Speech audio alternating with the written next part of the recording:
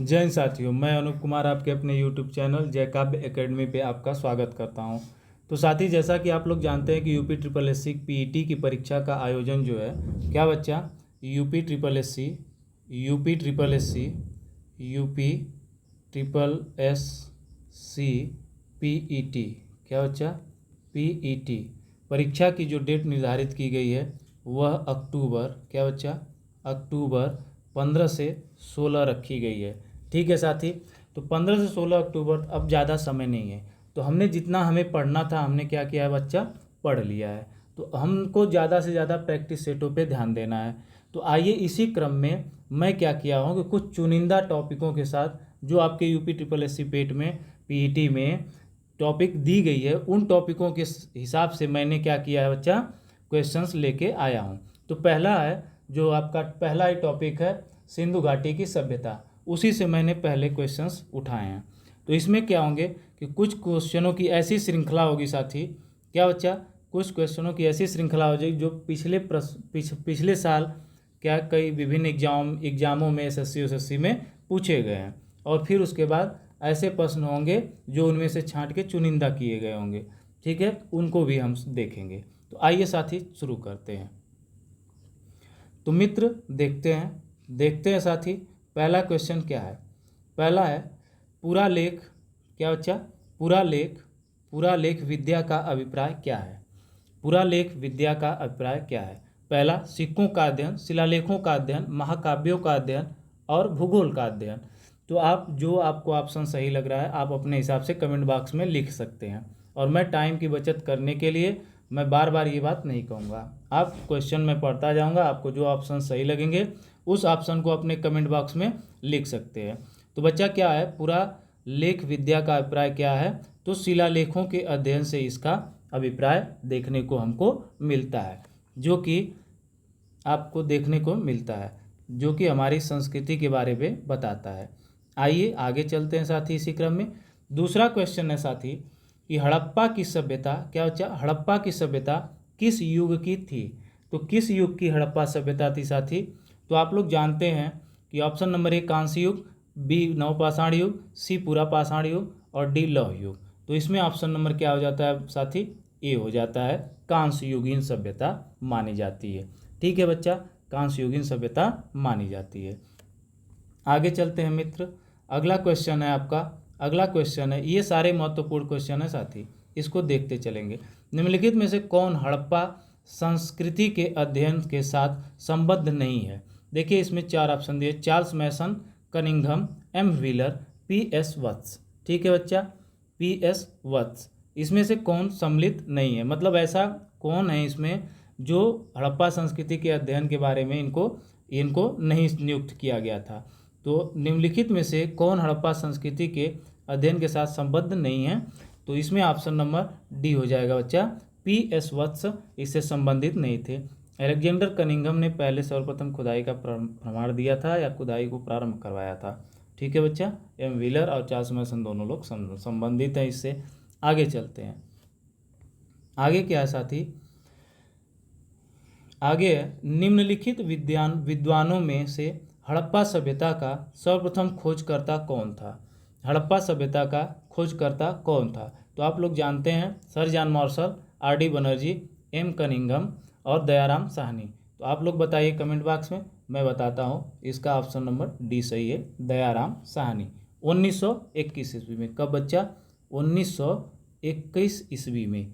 ठीक है, कहीं कहीं 22 मिल जाता है, लेकिन 22 में आपको याद रहे कि राखाल दास बनर्जी ने क्या किया था, मोहनजोदड़ो की खोज की थी।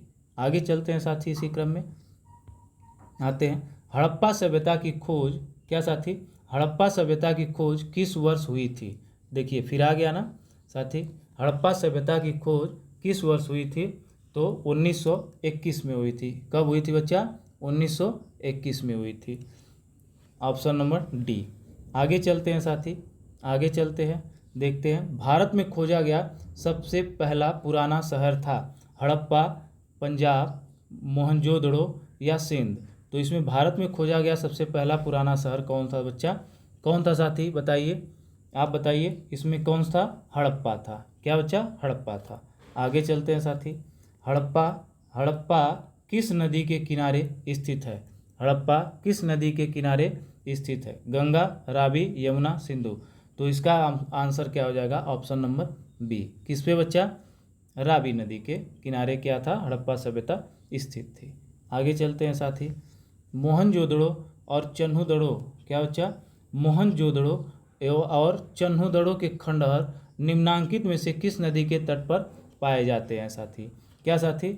मोहनजोदड़ो और चन्हुदड़ो के खंडहर निम्नांकित में से किस नदी के तट पर पाए जाते हैं साथी? तो किस नदी के तट पर पाए जाते हैं? आइए ऑप्शन पे चलते हैं। ऑप्शन पे चलते हैं साथी। जो ऑप्शन है इसमें रावी नदी, कौन सा?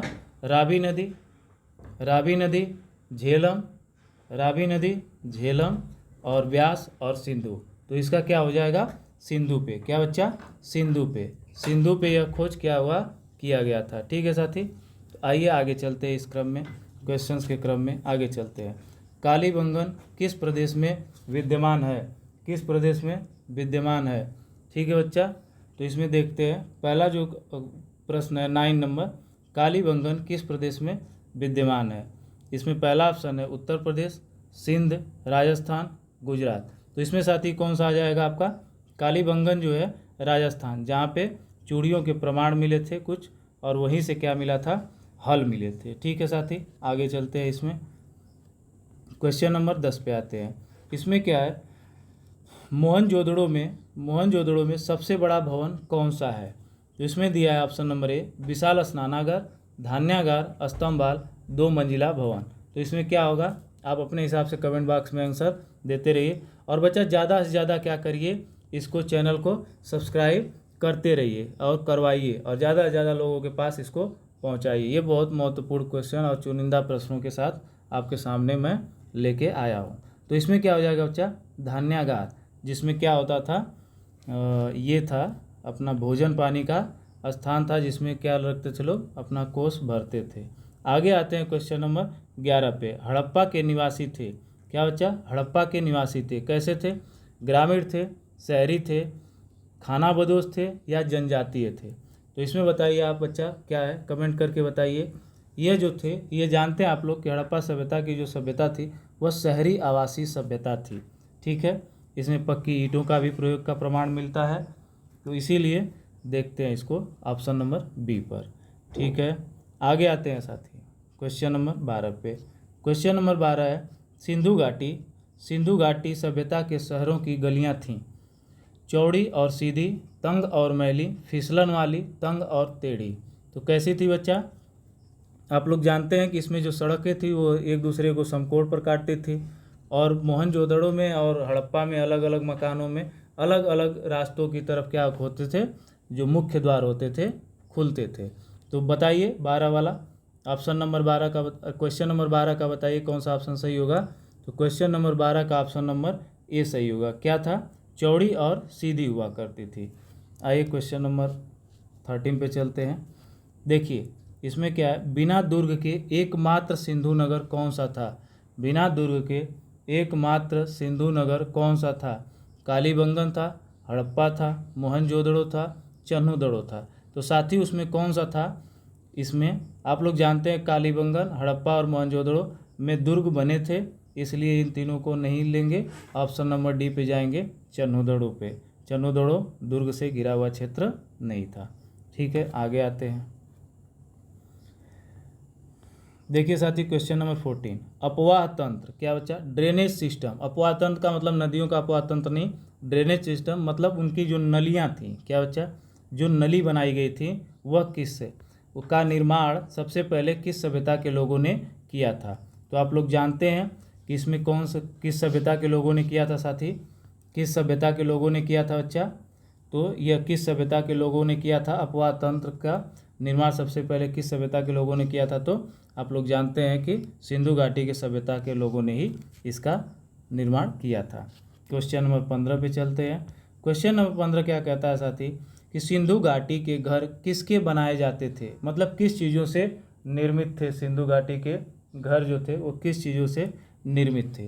तो आप लोग जानते हैं कि जो सिंधु घाटी के घर बनाए जाते थे वो पक्की ईंटों का प्रयोग, पक्की और कच्ची ईंटों का भी प्रयोग इसमें मिलता था। ठीक है बच्चा। ठीक है साथी, इसमें देख लिए।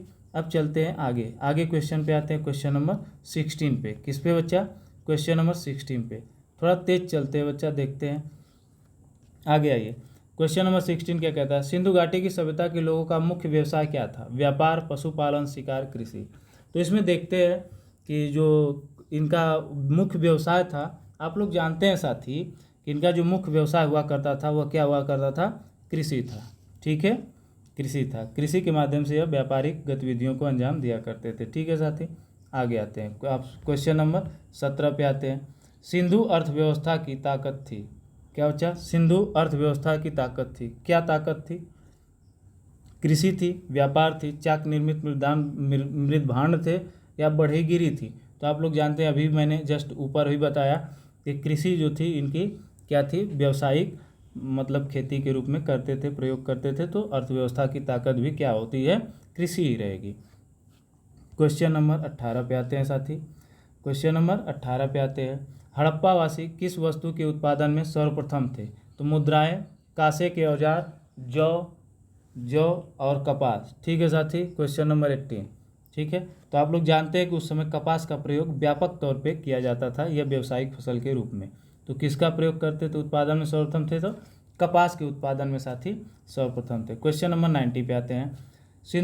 सिंधु सभ्यता के टेराकोटा में निम्नलिखित में से कौन सा पालतू जानवर विद्यमान नहीं था? ठीक है बच्चा, सिंधु सभ्यता के टेराकोटा में निम्नलिखित में से कौन सा पालतू जानवर विद्यमान नहीं था? तो साथी क्वेश्चन नंबर 19 का आंसर क्या हो जाएगा? आप बताइए। भैंस, भेड़, गाय, सूअर। तो गाय का प्रमाण व्यापक तौर पे, या कह सकते हैं वैज्ञानिक तौर पे या खुदाइयों में उसका साक्ष्य नहीं मिल पाया है पूरी तरह से, इसलिए गाय विद्यमान नहीं थी। आगे आते हैं साथी, क्वेश्चन नंबर 20 पे चलते हैं। सिंधु घाटी की खुदाई में मिले अवशेषों में तत्कालीन व्यापारिक और आर्थिक विकास के द्योतक निम्न में से कौन से हैं? तो मिट्टी के बर्तन हैं, मुद्राएं हैं, नावें हैं, मकान हैं। क्या है साथी इसमें? बताइए आप। तो इसमें मुद्राएं हैं। क्या हैं? मुद्राएं, जो कि आर्थिक विकास का द्योतक थी, मतलब चीज़ों की खरीद फरोख्त होती थी। आइए साथी, क्वेश्चन नंबर 21 पे चलते हैं।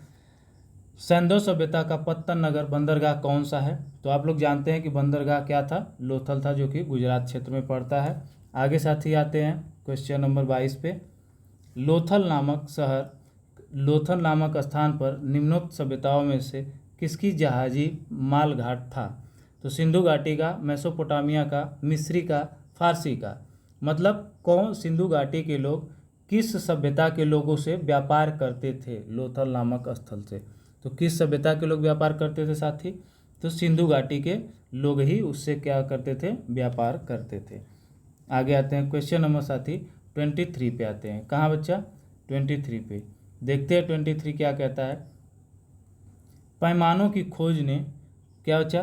पैमानों की खोज ने यह सिद्ध कर दिया कि सिंधु घाटी के लोग माप और तौल से परिचित थे। यह खोज कहाँ पर हुई थी? मतलब माप तौल से संबंधित सिंधु घाटी की सभ्यता के लोगों को कहाँ पे प्रमाण मिलते हैं बच्चा? तो वह लोथल में ही मिलते हैं, क्योंकि यही बंदरगाह हुआ करता था। चीज़ों को वेट करके देने का, खरीदने का कार्य होता था। तो आगे चलते हैं क्वेश्चन नंबर 24 पे। इसमें क्या है बच्चा कि निम्नलिखित में से किस द्रव्य का उपयोग हड़प्पा काल की मुद्राओं के निर्माण में मुख्य रूप से किया जाता था? तो इसमें क्या किया जाता था बच्चा? टेराकोटा का प्रयोग किया जाता था। ठीक है, कांसा से परिचित नहीं थे, लोहा से परिचित नहीं थे, तांबा से परिचित थे बच्चा। तो तांबा का प्रयोग नहीं किया जाता था, टेराकोटा का प्रयोग किया जाता था। यह मिट्टी से क्या होता था? यह मिट्टी से बनी एक विशेष कृतियाँ होती थी। ठीक है, आगे आते हैं क्वेश्चन नंबर 25 पर आते हैं साथी। क्वेश्चन नंबर 25 पे अब यह क्या कहता है? सिंधु घाटी के लोगों की एक महत्वपूर्ण रचना निम्नलिखित में से किसकी मूर्ति थी? तो आप लोग जानते हैं नटराज की, बुद्ध की, नरसिम्हा की, या नृत्यरत बालिका की? तो नृत्यरत बालिका की थी, क्योंकि आप लोग जानते हैं नर्तकी की मूर्ति प्राप्त हुई थी खुदाई स्थलों से। आगे चलते हैं साथी, किस पे चलते हैं? आगे चलते हैं हड़प्पा की सभ्यता। क्या बच्चा? हड़प्पा की सभ्यता जो थी, हड़प्पा की सभ्यता क्या साथी? हड़प्पा की सभ्यता के बारे में कौन सी उक्ति सही है? तो उन्हें अश्वमेध की जानकारी थी, गाय उनके लिए पवित्र थी, उन्होंने पशुपति का सम्मान करना आरंभ किया, उनकी संस्कृति सामान्यतः स्थिर नहीं थी। तो बिल्कुल उनकी संस्कृति स्थिर हुआ करती थी। गाय उनके लिए पवित्र थी, यह नहीं था, इसलिए नहीं था क्योंकि प्रमाण नहीं मिलते, अश्वमेध की जानकारी भी नहीं मिलती साथी। तो उन्हें क्या होता है, उन्होंने पशुपति का सम्मान करना आरंभ किया था। क्या साथी? पशुपति का सम्मान करना आरंभ किया था। क्वेश्चन नंबर 26 का ऑप्शन नंबर सी। 27 का आते हैं, 27 का देखते हैं बच्चा। देवी माता की पूजा संबंधित थी या मातृदेवी की पूजा संबंधित थी, किससे, किस सभ्यता के साथ संबंधित थी? आर्य सभ्यता के साथ, भूमध्य सागरीय सभ्यता के साथ, सिंधु घाटी सभ्यता के साथ, उत्तर वैदिक सभ्यता के साथ। तो साथ ही इसमें ऑप्शन नंबर सी सही हो जाएगा। सिंधु घाटी सभ्यता के साथ क्या थी, इसकी जो मातृदेवी की पूजा संबंधित थी। साथ ही आगे आते हैं क्वेश्चन पे, क्वेश्चन नंबर 28 पे आते हैं। हड़प्पा के लोगों की सामाजिक पद्धति थी, सामाजिक पद्धति कैसी थी? उचित समतावादी, दास श्रमिका आधारित, वर्ण आधारित, जाति आधारित। तो इसमें क्या था बच्चा, उस समय दास प्रथा का भी उतना प्रचलन नहीं था साथी, ठीक है। तो वर्ण आधारित भी नहीं थी, जाति आधारित भी नहीं थी। तो उचित समतावादी, सभी लोग क्या थे, समान थे, जो अपने हिसाब से जो जैसा कार्य कर ले। आइए साथी, ये रहे आपके जो विभिन्न परीक्षाओं में विभिन्न वर्षों में पूछे गए महत्वपूर्ण क्वेश्चंस थे। अब आते हैं अपने हिसाब से जो क्वेश्चन बनाए गए हैं। चलिए आते हैं, पहला क्वेश्चन है साथी, सिंधु सभ्यता में किस पशु के पाले जाने का स्पष्ट प्रमाण नहीं मिलता? क्या बच्चा, अभी जस्ट ऊपर इसके बारे में बात हुई है। तो किस का प्रमाण स्पष्ट नहीं मिलता? तो घोड़ा का प्रमाण स्पष्ट नहीं मिलता है, ठीक है बच्चा, घोड़े के पाले जाने का स्पष्ट प्रमाण नहीं मिलता है। इसको छोड़ देते हैं साथी, इसको थोड़ा सा देख के मैं कल आप लोगों को क्लियर करवाऊंगा, इसमें मुझे थोड़ा सा डाउट है। देख लेते हैं, क्योंकि घोड़े की हड्डियां प्राप्त हुई थी लेकिन पूरा स्पष्ट प्रमाण नहीं मिला था, लेकिन हड्डियां मिली थी। तो क्या है कि घोड़ा हो सकता है इसका, लेकिन फिर भी इसको क्या करते हैं, डाउट में डालते हैं, ठीक है बच्चा। इसको देखते हैं अगले सेशन में। चलिए आगे क्वेश्चन पे आते हैं। अगले जो सेकंड नंबर का क्वेश्चन है, क्या कहता है, सिंधु सभ्यता के लोग निम्नलिखित में से किसकी उपासना नहीं करते थे? क्या बच्चा, किसकी उपासना नहीं करते थे? मातृदेवी की, पशुपति की, पीपल की, रुद्र की। तो उसमें रुद्र देवता का कोई जिक्र सिंधु सभ्यता में नहीं था, ऑप्शन नंबर सी हो जाएगा। अगला आते हैं, भारत की स्वतंत्रता के बाद निम्नलिखित में से किस एक राज्य में सर्वाधिक सैंधव सभ्यता पुरास्थल मिले हैं? तो किस राज्य में मिले हैं साथी, आप लोग भी जानते हैं इस चीज़ को, किस राज्य में? राजस्थान, हरियाणा, पंजाब, गुजरात। तो गुजरात में सर्वाधिक क्या है, उत्खनन स्थलों की प्राप्ति हुई है, जहाँ से सैंधव सभ्यता के साक्ष्य मिले हैं। आगे चलते हैं क्वेश्चन नंबर 4 पे। क्या बच्चा, क्वेश्चन नंबर 4 पे चलते हैं। अब देखिए इसमें क्वेश्चन नंबर 4 क्या कहता है, ये कहता है हड़प्पा सभ्यता की मुद्राओं पर बना स्वास्तिक का चिन्ह सूचक था, किसका सूचक था? पशुपति का सूचक था, एक श्रृंगी बैल की पूजा का सूचक था, सूर्य पूजा का सूचक था, या उपरोक्त में से कोई नहीं? तो साथी इसमें से क्या हो जाएगा, आप बताइए अपने हिसाब से, कमेंट बॉक्स में आप आंसर दे दीजिए। तो इसमें क्या था साथी कि यह सूर्य पूजा का क्या हुआ करता था, सूचक हुआ करता था, ठीक है, क्या, स्वास्तिक का चिन्ह, जो आज के डेट में हमारी खाद्य सामग्रियों पे क्या किया जाता है, प्रयोग किया जाता है। आइए क्वेश्चन नंबर आगे, क्वेश्चन नंबर 5 पे चलते हैं। देखते हैं, हड़प्पा वासियों द्वारा उपजाई जाने वाली फसलें थीं गेहूँ, यव को जौ भी कहते हैं, एवं सरसों, यव मूंगफली एवं चावल, गेहूँ चावल एवं गन्ना, गेहूँ कपास एवं गन्ना। तो आप लोग जानते हैं साथी कि जो उपजाई जाने वाली प्रमुख फसलें थी उसमें क्या था, गेहूं के भी प्रमाण मिले हैं, जौ के भी प्रमाण मिले हैं और सरसों के भी प्रमाण मिले हैं। तो गेहूं, जौ एवं सरसों, ऑप्शन नंबर 5 का ए हो जाएगा साथी। आइए आगे वाले क्वेश्चन पे चलते हैं, क्वेश्चन नंबर 6 पे देखते हैं इसमें क्या कहता है। इसमें कहता है कि निम्नलिखित पशु समूहों में से कौन सा समूह मोहनजोदड़ो से पशुपति मुद्रा पर अंकित है? मतलब कौन कौन से पशु जो हैं पशुपति की मुद्रा की जो मुद्रा थी उस पर अंकित थे? तो सिंह, हाथी, भैंसा और वृषभ, व्याघ्र, हाथी, गैंडा और भैंसा, सिंह, गैंडा, भैंसा और घोड़ा, वृषभ, भैंसा, हाथी और गैंडा। तो इसका क्वेश्चन नंबर 6 का आंसर क्या होगा साथी, व्याघ्र, हाथी, गैंडा और भैंसा। क्या बच्चा, ये क्या थे, उनकी पशुपति की मुहर पे अंकित थे। आगे चलते हैं साथी क्वेश्चन नंबर 7 पे।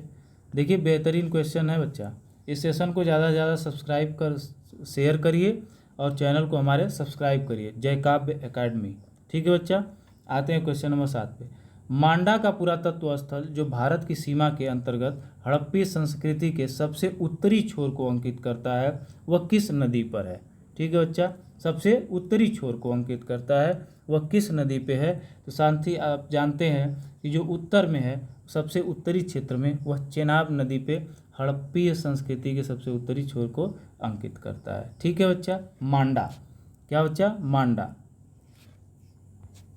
आगे आते हैं क्वेश्चन नंबर, क्या बच्चा, क्वेश्चन नंबर 8 पे आते हैं। क्वेश्चन नंबर 8 पे आते हैं। देखिए इसमें क्या कहता है, हड़प्पा संस्कृति का वह कौन सा पूरा स्थल है जहाँ दुर्ग तथा नीचे के नगर दोनों अलग अलग प्राचीर से घिरे हुए हैं। क्या बच्चा, दुर्ग तथा नीचे के नगर दोनों अलग अलग प्राचीर से क्या हुए हैं, घिरे हुए हैं साथी। ठीक है, तो इसमें 8वें का क्या हो जाएगा आपका, सी हो जाएगा। कालीबंगन वह क्षेत्र था जो क्या था, अलग अलग प्राचीर से घिरे हुए थे। आगे आते हैं, ऑप्शन नंबर सी हो जाएगा 8 का। आते हैं क्वेश्चन नंबर 9 पे। ठीक है बच्चा, क्वेश्चन नंबर 9 पे आते हैं। देखते हैं क्वेश्चन नंबर 9 क्या कहता है। सिंधु घाटी के निवासियों को किस धातु का ज्ञान नहीं था। तो आप जानते हैं सिंधु घाटी के निवासियों को जिस धातु का ज्ञान नहीं था वह कौन सी धातु थी साथी, तो लोहे का ज्ञान नहीं था। ऑप्शन नंबर सी सही हो जाएगा, लोहे का ज्ञान नहीं था। आगे चलते हैं, ये काफ़ी बेहतरीन और काफ़ी डीप वाले क्वेश्चन है बच्चा, काफ़ी गहराई वाले क्वेश्चन है। ये लगभग क्वेश्चन जो है एसएससी CHSL में पूछे जाते हैं, यूपी PSC में पूछे जाते हैं, लेकिन आपके एग्जाम से भी दृष्टिकोण से महत्वपूर्ण। आइए आगे क्वेश्चन नंबर 10 पे देखते हैं। पुरातात्विक साक्ष्य के अनुसार सिंधु घाटी सभ्यता के लोगों का किस प्राचीन सभ्यता से घनिष्ठ संबंध था। मतलब वह कौन सी सभ्यता थी जो सिंधु घाटी की सभ्यता के लोग से संबंध रखते थे।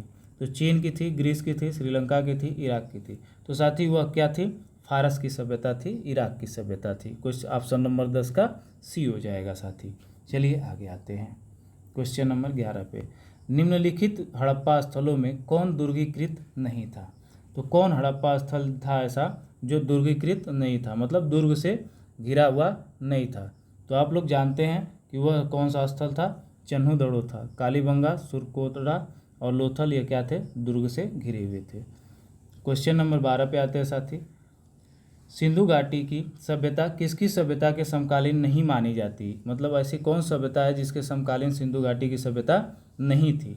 तो बताइए आप कौन सी सभ्यता ऐसी है। चीन की, मिस्र की, मेसोपोटामिया की, क्रीट की। तो वह कौन सी सभ्यता है बच्चा, चीन की सभ्यता है। चीन की सभ्यता सिंधु घाटी सभ्यता के समकालीन नहीं मानी जाती है।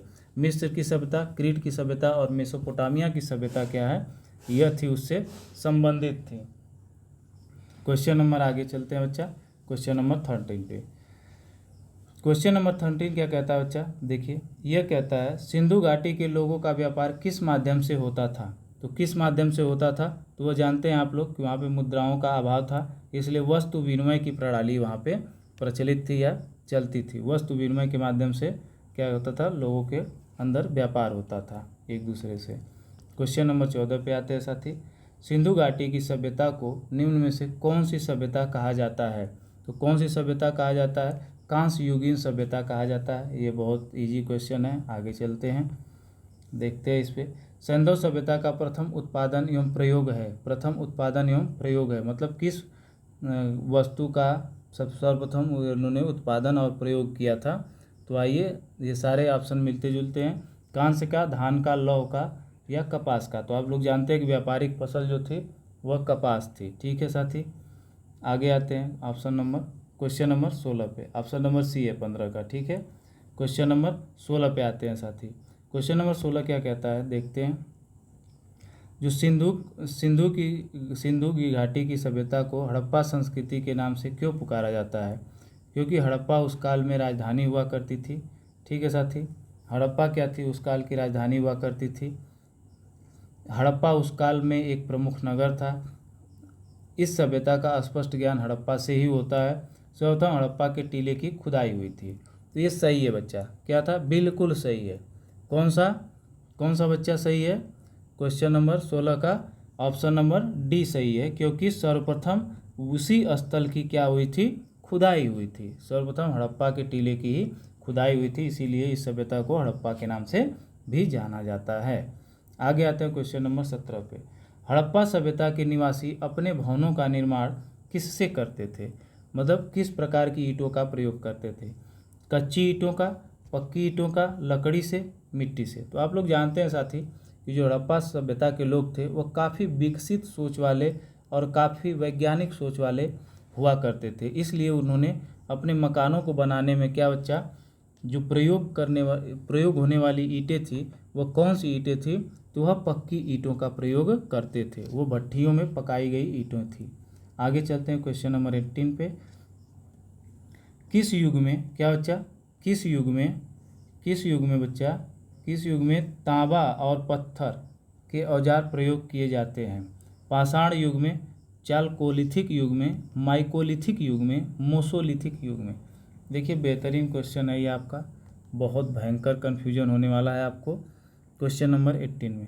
तो ये ऑप्शन क्या हो जाएगा बच्चा, चालकोलिथिक युग में। किस में बच्चा?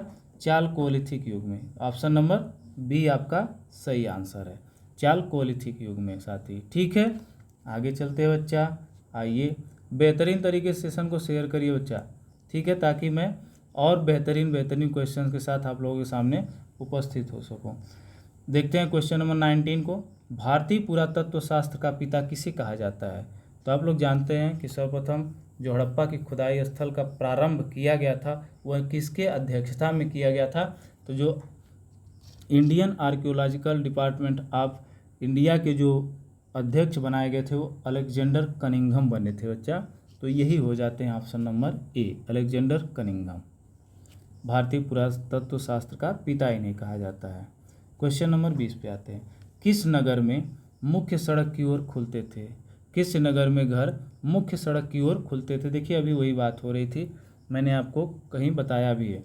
तो वह था क्या बच्चा, लोथल। लोथल में क्या होता था, नगर मुख्य सड़क की ओर खोलते थे, क्योंकि लोथल एक व्यापारिक स्थल हुआ करता था, तो इसलिए उससे थोड़ा सामान को ले जाने लाने में आसानी होती थी, इसीलिए वो मुख्य सड़क की ओर खोलते थे। ठीक है, क्वेश्चन नंबर 21 पे आते हैं बच्चा। सिंधु घाटी के लोग किसके द्वारा शासित थे? क्या बच्चा, किसके द्वारा शासित किए जाते थे?